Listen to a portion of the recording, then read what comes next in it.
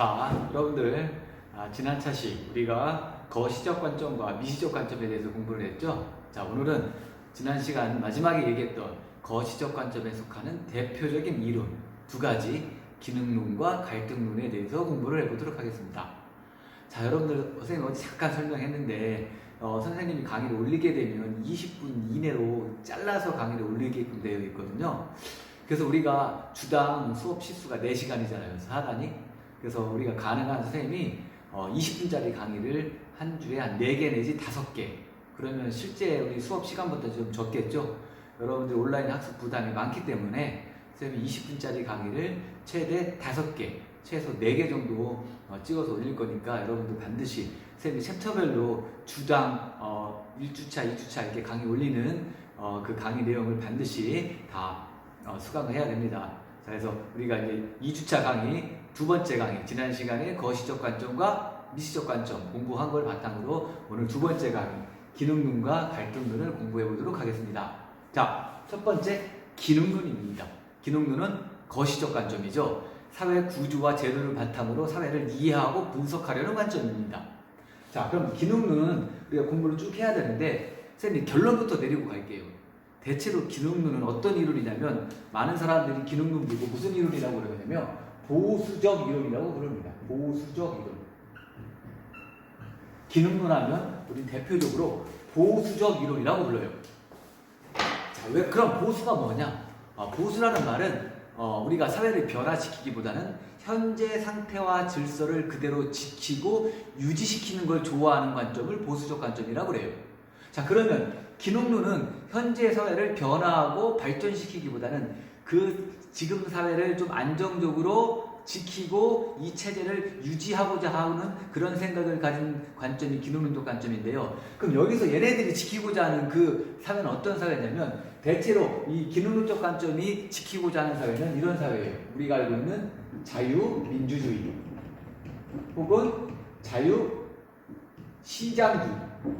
즉 기능론에서 강조하는 가장 바람직한 질서란 건 이거예요. 자유롭게 시민들이 경쟁을 통해서 시장을 통해서 사회가 아주 자율적으로 돌아가는 이런 상태, 아주 자본주의적이고 자유민주적인 그런 시장 경제 형태를 가장 바람직한 형태라고 보고 이거보다 더 좋은 형태는 없기 때문에 굳이 이 체제에서 사회를 변화시킬 필요가 없다고 보는 관점이 기능론적 관점이에요. 그래서 좀 보수적 관점이에요. 얘네는 자유에 맡기고, 그러니까 어떤 사람들은 우리 사회가 너무 지나치게 자유 위주로 경쟁을 가다 보면 너무 사람들이 빈부격차가 커지고 어떤 사람이 많은 걸 독점하고 이런 문제가 생길 수 있는데 기능론은 그것보다는 그래서 이런 자유 경쟁 체제를 좀 변화시켜서 평등한 체제로 바뀌는 것이 바람직하다고 생각할 수 있는 그런 사람들이 있어요. 우리는 그런 걸 진보적 관점이라고 그러죠. 근데 기능론은 그렇지 않아요. 그것보다는 자유와 시장에 맡길 때, 자유에 맡길 때 우리 사회가 가장 바람직하고 안정되고 질서 있게 유지된다고 보는 관점이 기능론적 관점이에요. 자, 그래서 기능론적 관점은 무슨 쪽 관점이다? 좀 보수적 관점이다. 그걸 머릿속에 기억하고 우리가 내용을 하나하나 공부해 보도록 하겠습니다. 자, 첫 번째 기능론의 전제. 기능론은 어떤 거를 전제하냐면 사회를 뭐에 비교하냐면 유기체라는 걸 비교해요. 자, 사회는 유기체처럼 다양한 부분들이 상호 의존적인 관계를 이루며 하나의 체계를 형성한다. 자, 우리가 유기체라는 건 이거예요. 여러 가지 부분들이 모여서 하나의 통합된 생명체를 이루는 거. 우리 몸, 사람의 인간의 몸이 대표적인 뭡니까? 유기체죠. 그럼 사회도 인간과 마찬가지란 얘기예요. 자, 봅시다. 인간은 어떻게 구성되어 있냐면 인간은 가장 작은 단위는 세포와 세포가 모여서 뭐를 이루냐면 조직과 조직이 모여서 하나의 기관을 이루죠. 여기서 말하는 기관은 뭐가 되겠습니까? 심장, 신장, 콩팥, 간 이런 것들이 우리 몸속에 하나하나의 기관이 되고 이 기관과 기관이 모여서 일종의 기관이 개를 이루거든요. 그래서 호흡계, 순환계. 그래서 이 개와 개가 만나서 우리 하나의 통합된 생명체를 유지시켜 나가는 거죠. 그러니까 우리 몸이 얼마나 완벽합니까? 우리 생명체 중에 인간만큼, 이 유기체만큼 완벽한 체제는 없거든요. 자, 오늘도 종이 납니다. 여러분들 일부러 종소리 내는 셈이 빼지 않고 갑니다. 여러분들 들으라고. 자, 우리. 그렇죠? 자, 이렇게 인간이라는 조체는 유기체는 이렇게 완벽하게 그 자체에서 몸에서 아주 생명을 자율적으로 자동적으로 유지해 나가요. 외부에서 아무런 작동을 인위적인 조작을 하지 않아도. 자, 우리 사회도 마찬가지라는 겁니다. 사회라는 것도 그냥 우리 사회 그 스스로 이 자본주의, 민주주의라는 사회 자체는 그냥 스스로 놔둬도 그 사회에는 다양한 부분들이 서로 의존적으로 협력해 나가며 사회를 유지시킨다는 얘기죠. 자, 기관과 기관, 우리 심장은 머리 없이 뛸 수 없고 머리는 심장 없이 살 수 없습니다. 이게 유기체예요. 우리 사회도 마찬가지예요. 수많은 개인과 개인, 사회 집단과 조직들이 서로 협력하며 의존하면서 우리 사회를 잘 유지시켜 나간다는 얘기죠. 그러니까 이렇게 완벽한 사회는 더 이상 존재할 수 없기 때문에 변화시켜서는 안 된다고 보는 것이 기능론이에요. 자, 그러면 사회는 어떻습니까? 자, 인간의 세포, 조직, 기관, 개를 이루는 것처럼 사회라는 것은 사회의 가장 작은 단위는 뭡니까? 개인이겠죠. 그럼 개인과 개인이 모여서 일종의 뭐를 이루니까? 집단, 가족과 같은 집단, 또 수많은 집단과 집단이 모이고 개인들이 모여서 일종의 사회 조직을 만들고 학교와 회사와 같은 어떤 사회 조직을 만들기도 하고 또 그런 사회 조직과 조직이 만나서 우리 사회 수많은 사회 제도를 이루기도 하죠. 그러니까 우리가 수많은 초등학교, 중학교, 고등학교나 어떤 사회 조직이 모여서 우리 사회의 교육을 담당하는 교육 제도를 만드는 거잖아요. 이게 유기체라고 유기체와 사회를 우리가 비교하는 거예요. 그러니까 유기체와 사회는 같다는 얘기죠. 사회는 유기체에 비유할 수 있다 그런 얘기예요. 우리 몸처럼 사회는 수많은 개인과 집단과 조직이 그리고 수많은 사회 제도가 각자 맡은 바 역할을 수행함으로써 서로가 의존하며 살아가면서 우리 사회를 아주 안정적으로 유지시켜 나간다는 것이 기능론의 기본 전제입니다. 자, 그럼 여기까지 놓고 자, 두 번째 기능론자들의 핵심 주장을 몇 가지 살펴볼 거예요. 이게 원래 선생님이 보통 1시간 동안 기능론 강의하는데 이게 이제 여러분 1시간 동안 강의하다 보면 올릴 수도 없고 여러분들이 이게 지루하기 때문에 20분 동안 선생님 기능론을 설명하려고 하다 보니까 좀 빠를 거예요. 하지만 여러분들 보충 강의 듣고 계약해서 선생님 또 보충 수업 같은 거 하면서 설명할 테니까 여러분들 최대한 집중해서 들읍시다. 자, 기능론의 첫 번째 주장.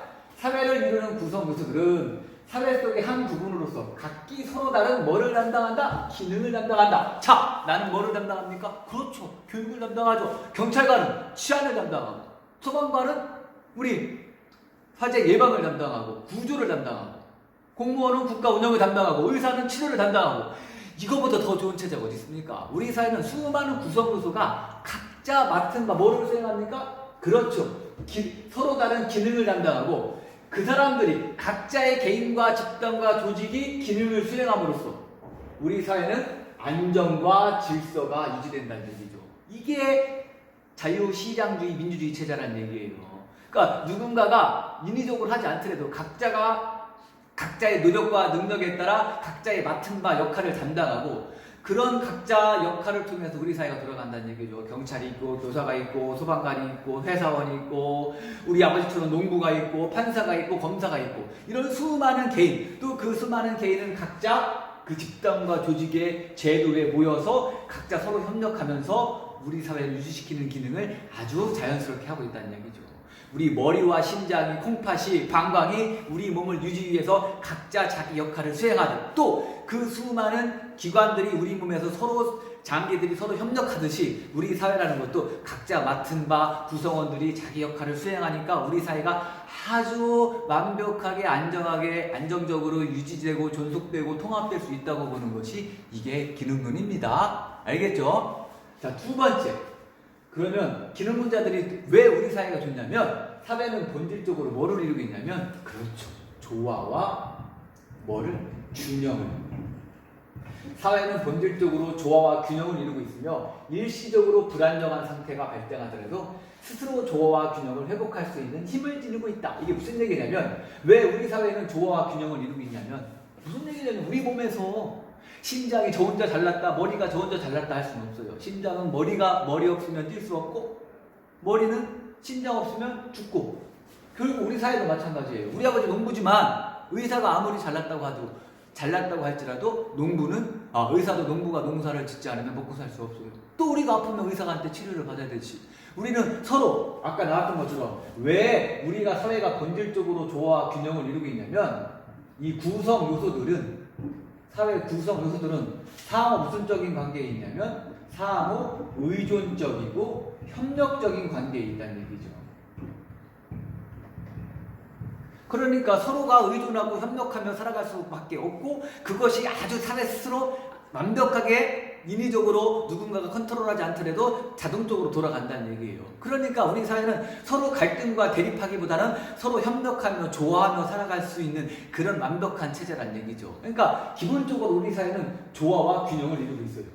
근데 물론 사회가 일시적으로 불안정한 상태가 발생할 수 있어요.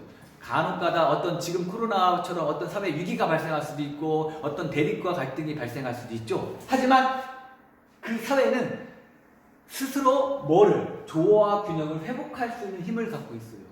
유기체는요 항상성을 갖고 있잖아요. 우리 몸 진짜 열심히 뛰면 막 온도가 체온이 40도까지 올라가죠. 그럼 사람은 죽어요. 하지만 우리 몸은 스스로 뭐를 배출합니까? 그렇죠. 땀을 배출하죠. 땀을 배출해서 자연스럽게 체온을 적정 수준으로 유지시켜주는 거죠. 이게 항상성이에요. 사회도 마찬가지예요. 자, 코로나가 이게 우리 사회를 위협했지만 우리 사회는 코로나 문제를 해결하기 위한 수많은 역할을 담당하는 국가기관들이 있고 사회에 수많은 민간 조직들이 있단 말이에요. 의사, 또 질병관리본부, 정부, 각 시군구 공무원, 또 각자 맡은 바 역할을 수행하는 마스크를 만드는 사람, 그걸 배달하는 사람, 각자 맡은 바 역할을 갖고 있는 사람들이 있기 때문에 코로나처럼 위급한 사회 위기가 찾아오더라도 불안정한 상태가 찾아오더라도 사회를 굳이 변화시키지 않고 현재 체제를 변화시키지 않더라도 우리 스스로 균형을 찾아갈 수 있는 힘을 갖고 있는 게 사회이기 때문에 기능론자들은 이 사회를 변화시키는 걸 싫어한다는 얘기죠. 왜 조화와 균형을 강조하냐면 스스로 조화와 균형을 유지할 수 있기 때문에 사회가 불안정하고 어떤 대립과 갈등이 발생할 수 있을지라도 스스로 언젠가는 반드시 빠르게 조화와 균형을 찾아가기 때문에 이 사회체제를 바꿀 필요가 없다고 보는 것이 기능론자들의 이야기입니다. 자, 기억해요. 자, 세 번째 주장. 기능론자들은 자, 우리 사회는 지금 뭐에 의해서 유지가 됩니까? 아까 얘기했던 것처럼 사회 규범, 법이죠. 법, 도덕, 관습, 그다음 사회제도. 여기서 말하는 사회제도는 경제제도, 정치제도, 교육제도 같은 것이 사회제도라는 말이에요. 이런 제도들이 수행하는 역할은 누군가가 강제로 어떤 힘에 의해서 만든 게 아니라는 얘기예요. 다 누가 만든 겁니까? 사회 구성원이 뭐 한 겁니까? 그렇죠. 여기 이렇게 쓰면 좋겠네요. 전체 구성원에 뭐가 반영된 거냐면 합의가 반영된 거라는 얘기죠. 자, 자유민주주의 어떻습니까? 모든 것 시민들이 선거를 통해서 정부를 만들고 국회의원을 뽑고 또 국회의원이 만든 법에 의해서 각종 사회제도가 만들어지잖아요. 그렇지 않습니까? 수많은 교육제도, 정치제도, 경제제도, 경제라는 것도 민간들의 소비 생산활동도 정부가 만드는 법체제 안에서 이루어질 수밖에 없어요. 그걸 어기면 다 법에 어긋나고 대기업 회장도 잡혀가잖아요. 근데 이 법은 누가 만드냐? 결국은 국회의원이 만들거든요. 국회의원 누가 뽑아줬어? 국민이 뽑아준 국민의 대표야. 그럼 국민이 대표가 뽑아준 국회의원이 만든 법에 의해서 수많은 사회 제도가 만들어지고 사람들은 그 제도와 법에 따라 따라갈 수밖에 없어요. 근데 이 법은 국회의원이 만들었기 때문에 국민의 대표가 만들었기 때문에 이미 국민이 뭐 한 겁니까? 그렇죠. 합의를 해준 거랍니다. 결국 국민이 합의한 전체 구성원이 합의해준 사회 규범과 사회 제도에 의해서 우리 전체 사회는 하나로 통합되고 존속되고 질서가 유지될 수 있다고 보는 것이 기능론이에요. 얼마나 완벽합니까? 사회를 변화시킬 필요가 없어요. 이 모든 사회 운영 원리가 사회 법이 각종 사회 제도가 이미 사회 전체 구성원이 합의했기 때문에 이건 그 누구도 이해를 제기할 필요가 없다는 얘기예요. 당연한 거라는 거라요. 정당한 거란 말이야. 그러니까 이런 체제를 뭐 할 필요가 없어? 바꿀 필요가 없다는 얘기입니다. 이게 기능론이에요. 자, 그 다음 기능론 하나만 추가하면 그래서 마지막으로 기능론은 뭐를 싫어합니까? 뭐를 싫어해? 그렇죠. 기능론은 뭐를 싫어합니까? 변화와 뭐를 싫어합니까? 갈등을 아주 어떻게 생각합니까? 부정적으로 생각합니다.